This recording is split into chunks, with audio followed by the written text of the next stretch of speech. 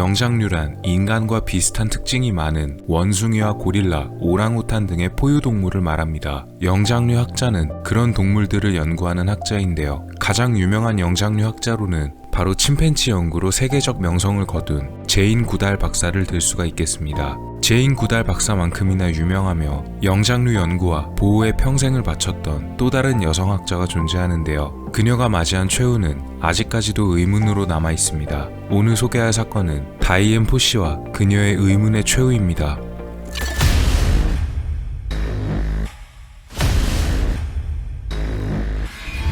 다이앤 포씨는 1932년 샌프란시스코에서 태어났습니다. 그녀의 어머니는 이혼 후 재혼을 했는데요. 의붓 아버지는 다이앤을 그다지 마음에 들어하지 않았고 다이앤 역시도 새아버지와 사이가 좋지 않았습니다. 심지어 어머니 역시도 다이앤에게 친절하지 않았는데 이런 경험 때문이었는지 그녀는 동물들에게 애정이 강했고 원래는 경영학과를 전공했었으나 전공을 바꿔 수의학과의 길로 들어섰습니다. 대학에서 사귄 친구들 덕분에 아프리카에 흥미를 가졌고 그녀는 1963년 약 6주간 아프리카로 여행을 떠납니다. 그리고 그곳에서 운명적인 만남을 가지게 됐는데요. 바로 루이스 리키 박사와 만나게 된 것이었습니다. 루이스 리키 박사는 고인류 학자였으며 아프리카에서 인류의 기원을 연구하고 있었습니다. 리키 박사로부터 고릴라의 중요성에 대해 들은 그녀는 곧 고릴라를 연구하는 영장류 학자의 길을 걷기로 합니다. 1966년 그녀는 연구를 위해 내셔널 지오그래픽으로부터 연구비를 지원받고 아프리카로 떠났습니다.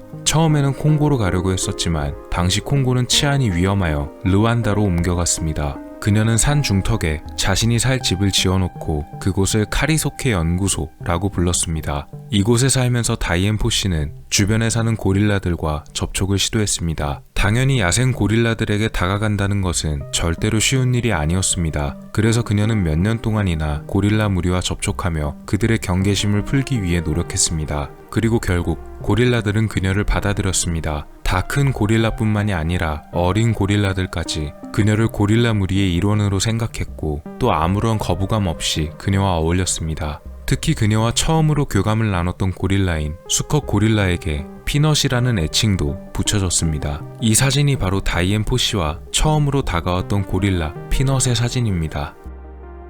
평화롭게 고릴라를 연구하며 문제없이 지내는 날이 계속됐습니다. 특히 또 그녀와 친해진 고릴라 중에는 디지트라는 이름의 수컷 고릴라가 있었는데요. 1977년 비극적인 사건이 일어났습니다. 밀렵꾼들에 의해서 디지트와 디지트의 무리들이 모두 사냥을 당하고 말았고 비참한 모습으로 발견된 것이었습니다. 슬픔에 잠긴 다이앤은 밀렵꾼들에 대항하기 위해 고릴라 보호 운동을 직접 펼치기로 합니다. 그런데 그 방식이 조금은 지나쳐서 현지인들에게 매우 많은 거부감을 불러 모았습니다. 처음에는 밀렵꾼이나 사냥꾼들만을 상대로 무섭게 생긴 가면을 쓰고 방해하는 등 비교적 타깃이 정해져 있었는데요. 이후에는 고릴라 보호구역 근처에 접근하는 민간인들에게까지도 방해를 일삼았으며 심지어 보호구역 근처에 위치한 마을에 저주를 내린다는 이야기도 서슴지 않았습니다. 그녀의 이러한 행동은 현지인들의 반발을 불러왔고 심지어 같은 영장류 학자들 역시도 그녀의 이런 과격한 행동에 우려를 표했으며 그녀의 연구비를 후원하던 리키 박사의 재단과 내셔널 지오그래픽에서도 당장 과격한 행동을 중단하지 않으면 연구 지원비와 후원을 끊겠다는 통보도 했습니다. 또 르완다 정부에서도 정부 차원에서 그녀의 이런 행동에 대해 미국 정부에 항의하며 자칫 외교 분쟁이 벌어질 상황이 되는 최악의 지경까지 이르게 됐습니다. 그래서 미국 정부는 결국 그녀를 미국으로 불러들였고 다이앤 포씨 역시도 더 이상 버틸 수는 없었기에 미국으로 다시 떠나게 되었습니다. 르완다 정부에서는 그녀에게 입국 금지 조치를 취했습니다. 그녀는 르완다에서 겪었던 고릴라들과의 일들을 책으로 엮어내었고 1983년 안개 속의 고릴라라는 제목으로 출판되며 큰 명성을 가져다주게 됩니다. 그러나 그녀는 르완다로 돌아가길 희망했고 1984년 르완다에 입국 금지 조치를 풀어달라고 탄원했지만 르완다 정부의 입장은 굉장히 강경했습니다. 그래서 그녀는 다시는 과격한 활동을 하지 않을 것이고 현지인들과 잘 지내겠다는 서약서를 써가며 완화해 줄 것을 부탁했는데요. 결국 르완다 정부는 그녀의 입국 제한을 풀어주었습니다. 다시 고릴라 보호구역으로 돌아온 그녀는 자신이 없는 동안 고릴라들이 또 밀렵을 당하거나 사냥을 당했을 것이라 걱정했었지만 다행히 보호구역은 잘 잘 운영이 되고 있었습니다. 르완다 군대와 경찰들이 보호구역을 단속하여 밀렵을 당하는 고릴라의 수도 감소하였고 고릴라들의 개체수가 보호되고 유지되었는데요. 이것에는 또 다른 이유가 있었음을 알게 됩니다. 바로 이 고릴라 보호구역에 정부가 주도하는 고릴라 관광 사업이 생겨난 것 때문이었습니다. 이것은 돈을 낸 사람들을 상대로 고릴라들을 가까이서 지켜볼 수 있는 상품이었는데요. 사실상 철창 없는 동물원이나 마찬가지였고 최대한 사람의 개입을 배제하며 운영됐지만 야생동물인 고릴라들의 무리에게는 이것도 큰 스트레스였을지도 모를 일이었습니다. 실제로 다이앤포시가 고릴라들의 행동을 관찰하자 동물들이 스트레스를 받을 때 보이는 행동들이 여기저기서 나타나고 있었는데요. 당시에도 꽤 많이 진행이 되었던 것으로 보여졌습니다. 그녀는 당장 고릴라 관광을 그만둬야 한다고 주장했고 이러면 보호구역이 무슨 의미냐고 항의했지만 고릴라 관광이 르완다 정부가 운영하는 것이었으며 관광 수익이 생각보다 괜찮아서 포기할 수가 없었다고 합니다. 결국 입국 제한 조치가 풀려서 르완다에 왔음에도 고릴라 관광으로 인한 마찰로 다이앤포시는 또 한 번 르완다 정부와 대립하게 되고 말았습니다. 그리고 그녀의 주변에 이상한 일들이 일어나기 시작합니다. 1985년 그녀의 집에서 키우던 새가 갑자기 숨을 거둔 채로 발견되었습니다. 새가 죽은 이유는 바로 독 때문이었습니다. 도대체 누가 이런 짓을 벌였던 것이었을까요? 그뿐만 아니라 그녀의 집 문 앞에서 퍼프 에더라 불리는 아프리카 살무사의 조각들이 여러 개 발견되기도 했는데요. 이것은 이 르완다 지역에서 사용되었던 흑마술 주술의 일종이었다고 하며 뜻은 바로 저주를 내린다였다고 합니다. 다이앤에게 이런 사실을 전해들은 그녀의 지인들과 현지인들은 그녀에게 더 이상 이곳에 있다가는 위험할 것이라며 당장 떠나라고 말했고 다이앤은 자신은 이곳을 떠날 수 없으며 자신이 혹시 최후를 맞게 되더라도 자신과 가장 친했던 고릴라 디지트가 그랬듯이 이곳에서 최후를 맞이할 것이라고 말했습니다.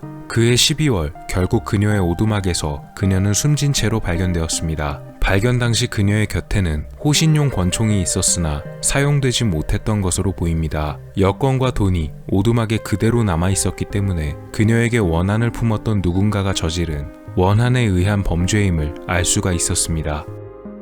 르완다 정부는 용의자를 2명으로 압축했습니다. 한 명은 그녀의 전 직원이었던 르완다 현지인 엠마누엘 르위 레카나라는 사람이었으며 한 명은 미국인 직원인 웨인 맥과이어였습니다. 르완다 정부에서는 웨인 맥과이어를 풀어줬지만 엠마누엘 르위 레카나는 용의자로 체포되었는데 그가 다이앤에게 해고를 당해 앙심을 품었고 그래서 범죄를 저지른 것이라는 혐의였습니다. 하지만 엠마누엘과 그의 지인들은 그런 혐의는 말도 안 되는 소리라고 일축했습니다. 왜냐면 엠마누엘은 해고되었던 것이 아니라 자기 자신의 의지로 일을 그만둔 것이기 때문입니다.